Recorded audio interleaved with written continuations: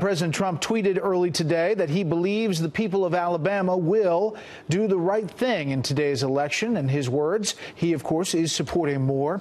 The president is dealing with more calls for him to step down or at least face an investigation into sexual misconduct allegations from multiple accusers, producing his attention-grabbing tweet of the day today. And there are new calls tonight for another special prosecutor to look into potential conflicts of interest involving the Justice Department and FBI officials in the Russia probe. Another busy day at the White House. Here's Chief White House correspondent John Roberts. John? Brett, good evening to you. The president is looking at an investigation here into Russia that he has not agreed with for a long, long time. And now his outside counsel is looking at new revelations surrounding the Associate Deputy Attorney General, they say, warrant a new special counsel. It was one of the president's outside attorneys, Jay Sekulow, who called for the appointment of a special prosecutor to look into new revelations about the Department of Justice under President Obama.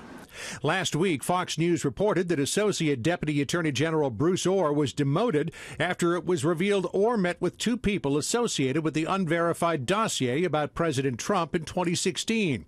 Orr met with Glenn Simpson, the founder of Fusion GPS, which commissioned the dossier, and Christopher Steele, the former spy who compiled it. Yesterday, we learned Orr's wife Nellie worked for Fusion GPS during the presidential campaign. Today, the White House stopped just short of endorsing the call for another special prosecutor. If we're going to continue to investigate things, let's look at something where there's some real evidence and some real proof of wrongdoing, and this looks pretty bad. The president's legal team has not made any type of formal request for the appointment of a special counsel, but Attorney General Jeff Sessions, who spoke to Fox News producer Jake Gibson off camera, said he already has a senior attorney in place to review such cases. And to recommend to me if the standards for special counsel are met, and to recommend if one should be established. President Trump did not weigh in today, his only public appearance to sign the National Defense Authorization Act. But on Twitter, the president lashed out against New York Senator Kirsten Gillibrand for demanding he resign in the face of renewed accusations of sexual impropriety. The president tweeting, quote, lightweight Senator Kirsten Gillibrand, a total flunky for Chuck Schumer and someone who would come to my office begging for campaign contributions not so long ago and would do anything for them. A supporter of my first campaign. Gillibrand and many others read that as meaning she would trade sexual favors for campaign contributions. It was a sexist smear attempting to silence my voice. And I will not be silenced on this issue. Neither will the women who stood up to the president yesterday. Massachusetts Senator Elizabeth Warren, frequently a target of President Trump, leapt to Gillibrand's defense, tweeting, quote, are you really trying to bully, intimidate, and slut-shame Senator Gillibrand? Do you know who you're picking a fight with?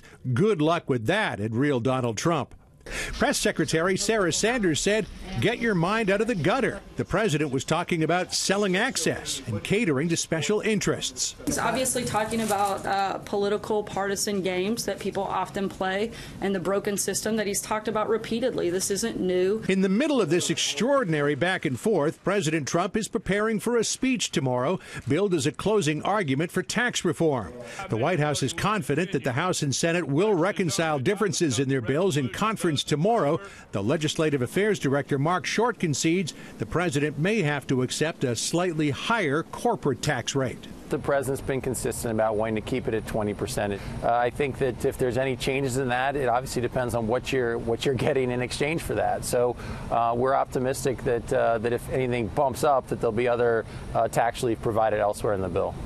Also tomorrow here at the White House, the Energy Secretary Rick Perry will be attending a so-called 1-2-3 agreement meeting to discuss selling American nuclear reactors to Saudi Arabia. As part of that agreement, the president is considering relaxing the rules regarding the enrichment of uranium. According to administration source, tomorrow's meeting is to determine, quote, how to ensure proper safeguards without being so dogmatic and uncompromising that it costs thousands of American jobs and cost American businesses billions of dollars. Brett?